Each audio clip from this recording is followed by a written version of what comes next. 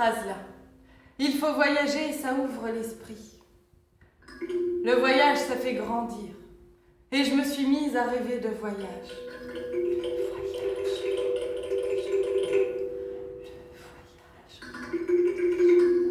Alors je vous dis pas la joie. Quand mon père m'a dit, on va partir en Côte d'Ivoire. On a de la famille là-bas. On va partir en avion. Et moi, le mot Afrique, ça me faisait rêver.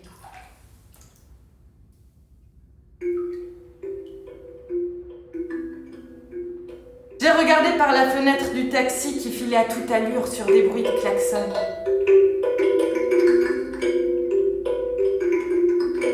Abidjan. Et mon oncle a dit, on n'a pas vu l'Afrique tant qu'on n'a pas été au village.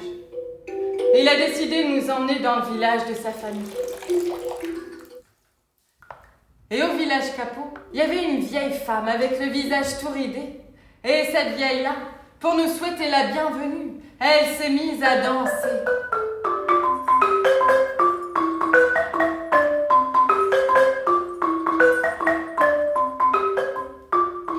Puis le vieillard nous a porté une calebasse remplie d'eau.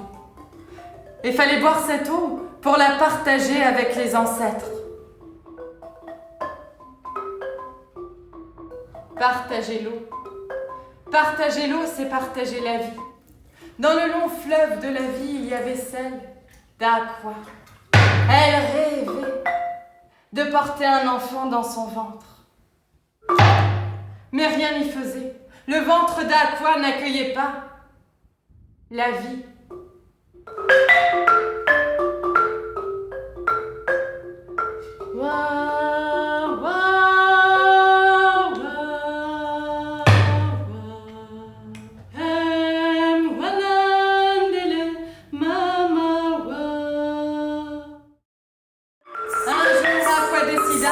D'entreprendre un voyage pour tenter de changer son destin. Le ventre d'Aqua n'accueillait pas la vie.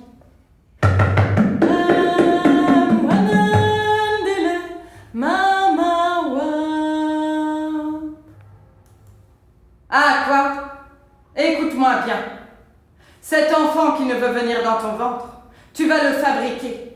Tu vas le sculpter toi-même en bois. Tu mettras tout ton amour dans cette sculpture. Tu feras tout comme s'il s'agissait de ton propre enfant.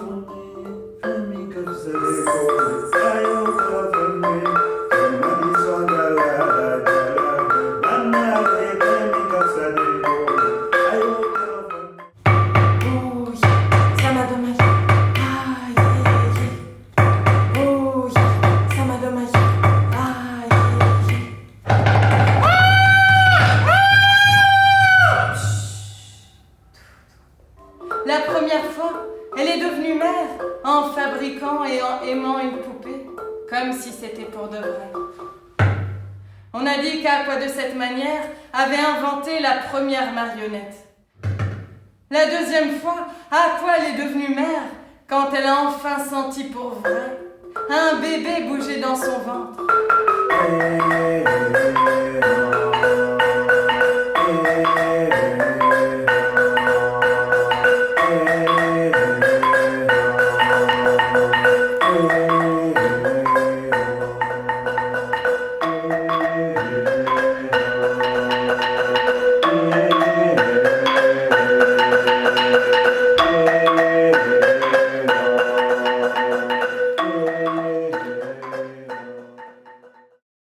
Et un jour, la mort est venue la chercher. Elle est partie, elle a emmené Aqua avec elle jusqu'à là-bas dans le pays de la mort.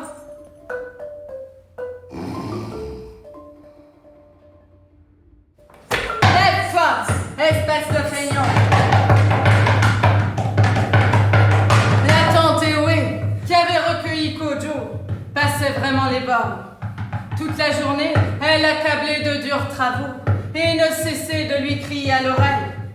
Tu es un orphelin, Kojo, ne l'oublie pas. Malgré cela, Kojo chantait et souriait tout le temps. Étant tout petit, il avait déjà pleuré toutes ses larmes, ce qui faisait qu'il n'en possédait plus.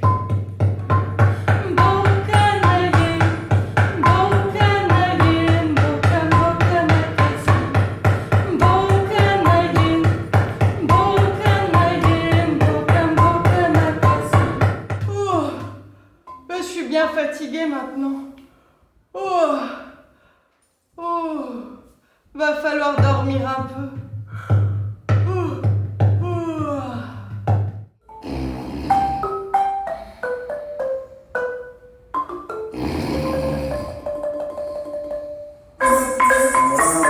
C'est à l'heure où les génies sortent de leur demeure et les fauves de leur repère que Kojo prenait le chemin de la brousse.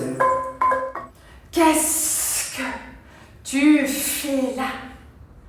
Je suis Kojo, Kojo orphelin, orphelin de père et de mère.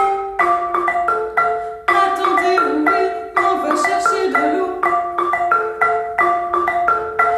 par cette nuit noire. Serpent, pardonne-moi si je te dérange.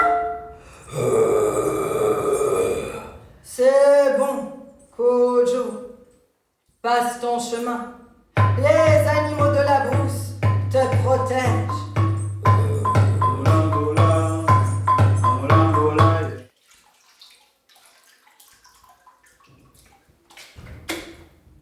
C'est bon, Kojo, passe ton chemin. Les poissons te protègent. Et va demander à la rivière.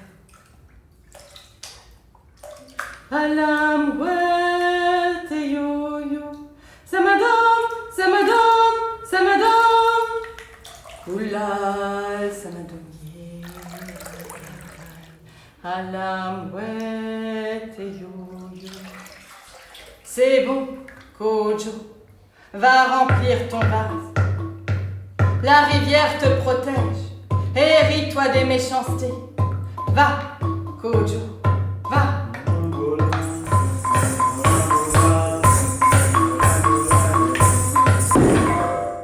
Sur le chemin de retour, Kojo se prend le pied dans une liane qui le fait trébucher. Le vase déhoué, tu l'as brisé, je m'en doutais.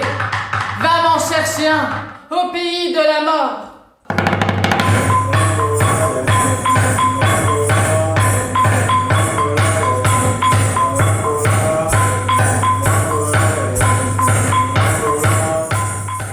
Kojo arrive enfin dans ce pays que l'on appelle le pays de la mort. Kojo, grâce à sa gentillesse, se fait bien des amis dans ce pays et il devient le meilleur ami du fils de la mort en personne. Ce dernier, en signe de leur amitié, lui offre une toute petite bague dorée. Or, il s'agit là de l'âme de Kojo, qui par ce geste devient immortelle.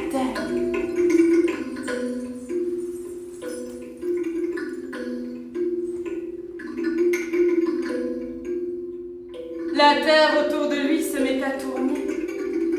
Il se met à chanceler, à vaciller, à perdre l'équilibre. Qu'est-ce qui se passe? Mourir? Jamais. Mourir? Pourquoi faire? Si tu veux me faire mourir, alors suis-moi dans le feu.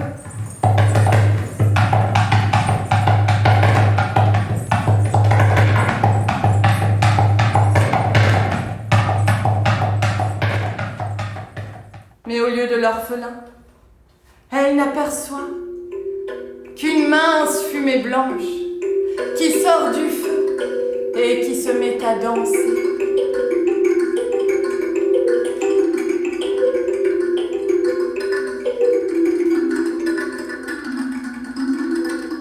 Depuis, l'on dit qu'ainsi est née la fumée.